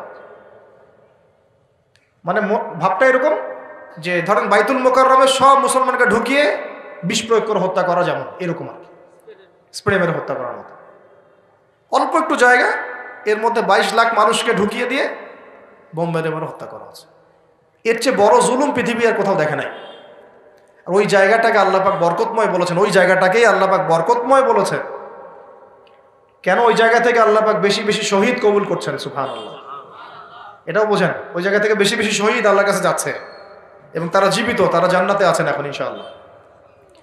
তবে শেষ করে দিই একটা হাদিস দিয়ে। এখানে নবী সাল্লাল্লাহু আলাইহি ওয়াসাল্লাম এই জায়গা সম্পর্কে বলেছেন, শেষ জামানায় লা তাযালু তাইফাতুন মিন উম্মতি যাহিরিন আলাল হক লা ইয়াদুররুহুম মান খাযিলাহুম। আল্লাহ নবী সাল্লাল্লাহু আলাইহি ওয়াসাল্লাম বলেছেন, আমার উম্মতের একটা দল, সবাই না, একটা দল চিরদিন হকের উপর থাকবে, তারা যুদ্ধ করতে থাকবে। বিরোধিতাকারীরা তাদের কোনো ক্ষতি করতে পারবে না দুর্ভিক্ষ ছাড়া। কি ছাড়া? এই যে এখন বুঝতে পারছেন, দুর্ভিক্ষ ছাড়া, পানি নাই, খাবার নাই। বিরোধিতাকারীরা ওদের কোনো ক্ষতি করতে পারবে না দুর্ভিক্ষ ছাড়া। এবং তার সাহাবীরা জিজ্ঞাসা করছেন, ইয়া রাসূলুল্লাহ, তারা কোন এলাকায় যুদ্ধটা করবে? নবীজি বলছেন যে বাইতুল মুকাদ্দাস ওয়া মা হাওলাহা, বাইতুল মুকাদ্দাস এবং তার চারপাশে। আরেকটা জায়গায় আসছে যে ফিল দামেস্ক, দিমাস্ক মানে যে সিরিয়ার দামেস্ক এবং তার চারপাশ। নবীজি বলছেন সর্বশেষ এই দলটা দাজ্জালের সাথেও যুদ্ধ করবে। তো এই দিকে পৃথিবী যাবে। এখন আমরা আজকে সংক্ষিপ্ত আলোচনায় এতটুকু বোঝানোর চেষ্টা করলাম, দেখুন আমরা পৃথিবীতে এমনি এমনি আসি নাই, আল্লাহ পাকের খলিফা হয়ে এসেছে। তা আল্লাহ পাকের খলিফার কাজ নিজে আল্লাহ পাকের বিধান মেনে চলা, তারপরে সবার আগে আমার পরিবারকে মানানোর চেষ্টা করানো। যদি পরিবার মানে আলহামদুলিল্লাহ, যদি না মানে দাওয়াত দেয়াই আমার কাজ, এতটুকু পর্যন্ত। আর যদি আমার সন্তান হয় তাহলে তাকে আমি ফোর্স করতে পারি, চাপ দিতে পারি, কিন্তু আমি আমার পিতাকে তো চাপ দিতে পারবো না, আমার মাকে আমি চাপ দিতে পারবো না, দাওয়াত দিতে পারবো। আমার স্ত্রী সন্তানদেরকে আমি চাপ দিতে পারবো। তো খলিফা নিজে হব, নিজের পরিবারের মধ্যেও সেই খলিফার সুন্নতগুলো থাকবে।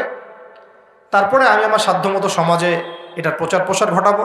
আল্লাহ পাক যদি কবুল করেন বড় পরিসরেও খিলাফা কায়েম হবে ইনশাআল্লাহ। আর আল্লাহ পাক যাকে যেখানে দায়িত্ব দিবেন তার মনে রাখা উচিত হবে তিনি হচ্ছেন এই পৃথিবীতে আদম আলাইহিস সালামের সন্তান। তিনি এই পৃথিবীতে ওই দাউদ আলাইহিস সালামের রোল প্লে করছেন। এরপরে তার সাধ্য অনুযায়ী সে ইসলাম কেন্দ্রিক সমাজ গঠনের চেষ্টা করবে। যদি না পারে বা প্রতিবন্ধকতা থাকে, ওজোর আপত্তি আল্লাহর কাছে পেশ করবে। আর যদি একেবারেই অস্বীকার করে, কুফরি করে, তাহলে তার শাস্তি আল্লাহ পাক তাকে দিবেন। আর সর্বশেষ কথা হলো, এই খিলাফার বদৌলতেই 4 খলিফার যুগ থেকে এই যে আমি আপনাকে 1914 সাল পর্যন্ত দেখালাম, এই মুসলিম বিশ্ব দাপটের সাথে মাথা উঁচু করে বেঁচেছিল। আর বিগত 100 বছরে যখন এগুলো আস্তে আস্তে উঠে গেছে, ড্যামলিশ হয়েছে, তখন আস্তে আস্তে পুরো টেবিলটাই উল্টে গেছে। এখন সত্যি কথা বলতে পুরো ওয়ার্ল্ডের যত বড় বড় অস্ত্রশস্ত্র সেগুলো ওদের হাতে। ওটার দাপটে আপনাকে ভয় দেখায়, ওটা সবচেয়ে বড় পাওয়ার। তারপরে প্রযুক্তিগুলো ওর হাতে, মিডিয়াগুলো ওর হাতে, ওদের হাতে, অর্থনৈতিক সিস্টেম, সুদভিত্তিক ব্যাংকিং সিস্টেম ওদের হাতে, যতগুলোর নাম বলে না, federal reserve, IMF, world bank, সব ওদের। তো এখন এই অবস্থাতে বিশ্বটা চলছে, এটা কি চিরস্থায়ী হবে? উত্তর হচ্ছে না, এটা চিরস্থায়ী হবে না। আজকে হোক আর কালকে হোক আর 100 বছর পরেই হোক, এটা চিরস্থায়ী হচ্ছে না ইনশাআল্লাহ। কখন চিরস্থায়ী হবে না? যখন একটা প্রজন্ম গড়ে উঠবে, যেই প্রজন্ম তাদের মুসলিম বীর সেনাদের ইতিহাস জানে, শেকড় চিনে, যেই প্রজন্ম 5 ওয়াক্ত নামাজি, মাশাআল্লাহ, তাহাজ্জুদ গোজার, হালাল খায়, যে যারা আদর্শ পরিবার গড়ার চেষ্টা করে, যারা সৎ কাজে আদেশ করে, অসৎ কাজে নিষেধ করে, যারা ইউনাইটেড, ঐক্যবদ্ধ, বিভক্ত না, যারা আল্লাহর বিধানের সামনে মাথা পেতে দেয়, অন্য কোনো তাগুতি বিধান তারা মেনে চলে না, যারা ইসলামটাকে আবারও বিশ্ব বিজয়ী করার ফিকির করে, চিন্তা করে, ওইভাবে কাজ করে, ইনশাল্লাহ ওই রকম প্রজন্ম যখন আসবে তখন বিজয় দেখতে পারবো ইনশাল্লাহ। তবে আমার মনে হয় না যে এখন সেই প্রজন্ম আছে বা চলছে, আমার মনে হয় না। কারণ এখন আমরা বেশিরভাগ ক্ষেত্রেই দুনিয়া নিয়ে ব্যস্ত হয়ে গেছি। আমরা অনেকেই নামাজ ছেড়ে দিয়েছি। কোরআন তো মাশাআল্লাহ আমরা বললাম প্রথমে যে অনেকেই পড়তে জানি না, সুন্নাহ মাফিক জীবনযাপন করছি না। পরিবার তো আসলে কি বলবো, নিজের বলতে নিজেরই খারাপ লাগে। অনেক পরিবার এখন জাহান্নামের টুকরা হয়ে গেছে, জাহান্নামের টুকরা হয়ে গেছে। সৎ কাজে আদেশ সবাই করছি না, অসৎ কাজে নিষেধ সবাই করছি না। ভাইয়ে ভাই আমরা গোশত খাওয়া নিয়ে ব্যস্ত হয়ে আছি, খালি মারামারি, কাটাকাটি, দাঙ্গা হাঙ্গামা। এমনকি দাড়ি টুপিওয়ালা মানুষরাও এখন একে অপরের গোশত খাচ্ছে বসে বসে। অনেকেই কে কার ভুল ধরতে পারবে, কে কাকে অপদস্থ করতে পারবে, কে কাকে জাতির সামনে ছোট করতে পারে, মানে এগুলোই মনে হচ্ছে আমাদের কাজ। অথচ আমরা মূল লক্ষ্য থেকে কোথায় সরে গেলাম, মূল লক্ষ্যটা থেকে কত দূরে সরে গেলাম। আল্লাহ পাক আমাদেরকে সেই মূল বিষয়গুলো বোঝার তৌফিক দান করুন। ঘরের পাশে আগুন লাগলে কি ভাই আপনি এখানে ভাইয়ে ভাইয়ে তর্ক করবেন? আগুন আগে নিয়ে ভাবো। পুরো বিশ্বে আগুন জ্বলে গেছে, আগুন জ্বলছে পুরো বিশ্বে। তারা অঘোষিত ক্রুসেড রচনা করেছে, অঘোষিত, ঘোষণা দিয়ে রচনা করে নেই, ভিতরে ভিতরে অঘোষিত ক্রুসেড রচনা করেছে। ওরা একটা জিনিসই চিনে যে লা ইলাহা ইল্লাল্লাহ কালিমা কে পড়ে ওকেই ধরতে হবে। ওদের চিন্তা এরকম।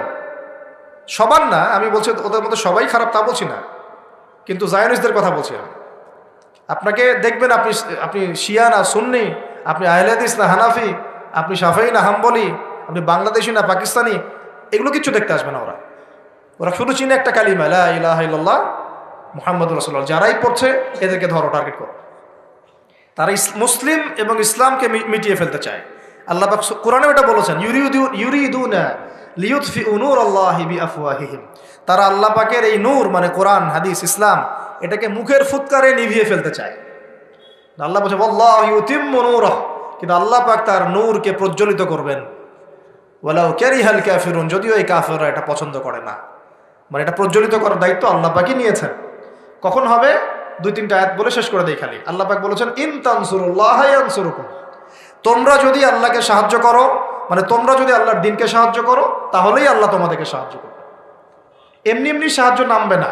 এই যুগটা আবরাহার যুগ না, যে আবরাহা হস্তি বাহিনী নিয়ে হেঁটে যাবে আর আসমান থেকে পাখি আসবে ঝাঁকে ঝাঁকে, আবাবিল তৈরন আবাবিল নেমে আসবে। এটা সেই যুগ না। এখানে আপনাকে আপনার রিজিকের ফয়সালা যেমন নিজেকে করতে হয়, কাজ করতে হয় না, আকাশ থেকে মান্না সালোয়া পড়ে, রিজিক আল্লাহ দেন, কাজ আমাকে করতে হয়।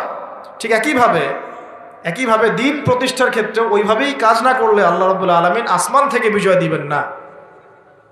ইন তানসুরুল্লাহ ইয়ানসুরকুম, তোমরা যদি আল্লাহকে সাহায্য করো তবেই আল্লাহ তোমাদেরকে সাহায্য করবেন। ওয়া ইউসাব্বিত আকদামাকুম, তোমাদের পা আল্লাহ পাক সুদৃঢ় করে দিবেন ইনশাআল্লাহ। সুবহানাল্লাহ। আরো বলেছেন আল্লাহ পাক ইন্নাল্লাহা লা ইউগাইয়িরু মা বিকওমিন, আল্লাহ পাক কোনো কওমের অবস্থা ততক্ষণ পরিবর্তন করেন না। শুনে নেন, আল্লাহ পাক কোনো কওমের অবস্থা ততক্ষণ পরিবর্তন করে না হাত্তা ইউগাইয়িরু মা বিআনফুসিহিম, যতক্ষণ না তারা নিজেরা নিজেদের অবস্থা পরিবর্তনের চেষ্টা করছে। আল্লাহ পাকের কথার উপর কোনো কথা নাই, এর উপর কোনো ওয়াজি নাই, আমাদের কথা তো কিচ্ছু না। আল্লাহ পাকের কথার উপর কোনো কথাই নাই। ইন তানসুরুল্লাহ ইয়ানসুরকুম, তোমরা আল্লাহকে সাহায্য করো, আল্লাহর দ্বীনকে সাহায্য করো, আল্লাহ তোমাদেরকে সাহায্য করো। ওয়া ইউসাব্বিত আকদামাকুম, পা শক্ত করে দিবেন ইনশাআল্লাহ, কেউ টলাতে পারবে না। আর ইন্নাল্লাহা লা ইউগাইয়িরু মা বিকওমিন, মনে রেখো আল্লাহ পাক কোনো কওমের অবস্থা, কোনো জাতির অবস্থা ততক্ষণ পরিবর্তন করেন না যতক্ষণ না হাত্তা ইউগাইয়িরু মা বিআনফুসিহিম, যতক্ষণ না তারা নিজেরা নিজেদের অবস্থা পরিবর্তনের চেষ্টা করছে। আর সর্বশেষ কথা আল্লাহ পাক বলছেন ওয়া ইন তাতাওয়াল্লাউ, যদি তোমরা মুখ ফিরায় চলে যাও, তোমরা যদি মুখ ফিরিয়ে উল্টা দিকে চলা শুরু করো, যেমনটা আমরা করছি আর কি এখন, তাহলে আল্লাহ কি করবেন? আল্লাহ বলছেন ইয়াস্তাবদিল কওমান গায়রাকুম, আল্লাহ তোমাদের সবাইকে সরিয়ে দিবেন। বলেন নাউজুবিল্লাহ। ইয়াস্তাবদিল কওমান গায়রাকুম, আল্লাহ পাক তোমাদের সবাইকে সরিয়ে দিয়ে নতুন কওম নিয়ে আসবেন। সুম্মা লা ইয়াকুনু আমসালাকুম, তারা তোমাদের মতো হবে না, তারা তোমাদের মতো অপদার্থ হবে না। কিভাবে সরাতে পারেন? এক মহামারীতে সরাতে পারেন না? এক ভূমিকম্পে সরাতে পারেন। 5-6 মাত্রা ভূমিকম্প হলেই শেষ, ঢাকা শেষ, একদম 60% মানুষ দেখবে ডেড, নাউজুবিল্লাহ। তাহলে কিসের বড়াই, কিসের? আল্লাহ পাকের কোরআনের আয়াতগুলো থেকে আমরা শিক্ষা নিব না? ওয়া ইন তাতাওয়াল্লাউ ইয়াস্তাবদিল কওমান গায়রাকুম সুম্মা লা ইয়াকুনু আমসালাকুম। সর্বশেষ আল্লাহ পাক বলেন ইয়া আইয়ুহাল্লাযীনা আমানু, হে মুমিনগণ, ইসবিরু, তোমরা সবর করো। ইসবিরু ওয়া সাবিরু ওয়া রাবিতু, তোমরা সবর করো, সবরের প্রতিযোগিতা করো এবং তাকওয়া অবলম্বন করো এবং তোমাদের আখের গোছাও, তোমরা প্রস্তুতি নাও, তোমরা এসব বিজয়ের প্রস্তুতি নাও। লাআল্লাকুম তুফলিহুন, যাতে করে তোমরা সফল হতে পারো। আল্লাহ পাক আমাদের সবাইকে আলোচনা বোঝার তৌফিক দান করুন। আল্লাহ পাক আমাদের সবাইকে তার জমিনে তার খলিফা হওয়ার তৌফিক দান করুন। সেই সোনালী যুগের ইসলাম আবার ফিরিয়ে আনার তৌফিক দান করুন। আল্লাহ পাক ইসলামটাকে আমাদের কাছে বোঝার তৌফিক দান করুন। যারা ইসলামের বিকৃত ব্যাখ্যা করে, এইসব ব্যাখ্যা থেকে আল্লাহ পাক আমাদেরকে হেফাজত করুন। আল্লাহ পাক ইসলামের নামে সব ধরনের উগ্রপন্থা থেকে আমাদেরকে হেফাজত করুন এবং একই সাথে ইসলামের নামে সব ধরনের শিথিলতা থেকে আল্লাহ পাক আমাদেরকে হেফাজত করুন। আল্লাহ পাক আমাদেরকে মধ্যমপন্থী জাতি বানায় দেন, আপোষের সমস্ত টন্দল আল্লাহ মিটায় দেন এবং আমাদের যুব সমাজকে কোরআনওয়ালা বানায় দেন, সুন্নাওয়ালা বানায় দেন। আমাদের পরিবারগুলোকে আল্লাহ পাক জান্নাতের টুকরা বানায় দেন। আল্লাহ পাক আমাদের সন্তানদেরকে মানুষ করার তৌফিক দান করেন। আসন্ন সেই বিজয়ে আল্লাহ পাক আমাদেরকে অংশ নেওয়ার তৌফিক দান করেন।